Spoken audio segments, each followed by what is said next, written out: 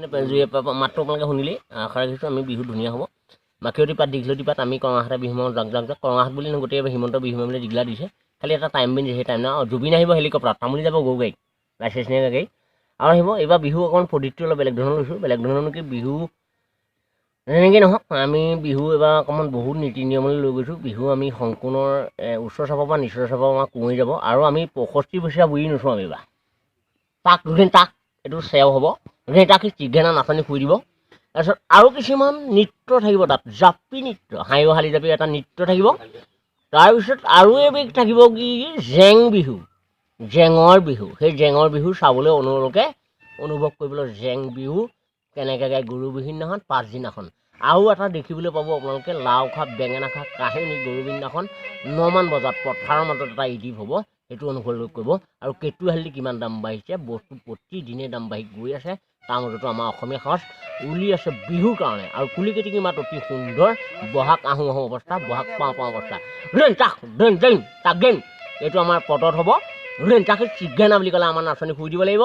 তাক চাক চাক চাক চাক চাক চাক চাক সেইটো আমাৰ নাচনী নিশ্চয় চাপৰ হ'ব। তাৰপিছত জাজ থাকিব, তাত টকিঙৰ কাৰণে নাচনীক প্ৰশ্ন সোধা হ'ব, কপৌফুল কোনে কাকানি দিয়া হৈছিলে।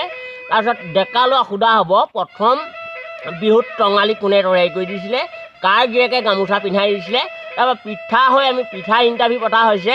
পিঠা এবাৰ ক'লা চাউলৰ হ'ব আৰু ঢোপ পিঠা ক'লা আছিলে ৰঙা হ'ব আৰু মিঠৈ বা চেপেটা হ'ব।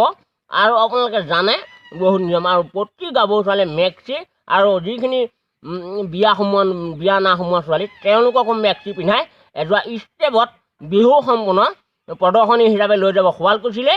তাত প্ৰবীণ তামুলী গেং বুলি লেখা থাকিব।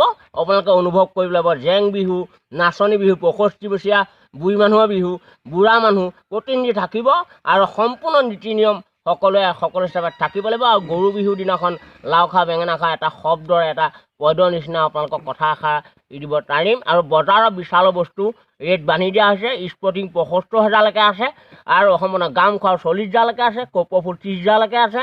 আৰু ইতিমধ্যে সকলো দাম বাঢ়িছে, চবতে দাম বঢ়াই দিয়া হৈছে। আৰু প্ৰতিজনী নাচনীক কোনো প্ৰেমত পৰিবলৈ দিয়া নহ'ব। আৰু কোনো যুৱকক এইবাৰ ছোৱালীক আগতীয়াকৈ মেছেজ দিব নোৱাৰিব, দণ্ডনীয় হ'ব।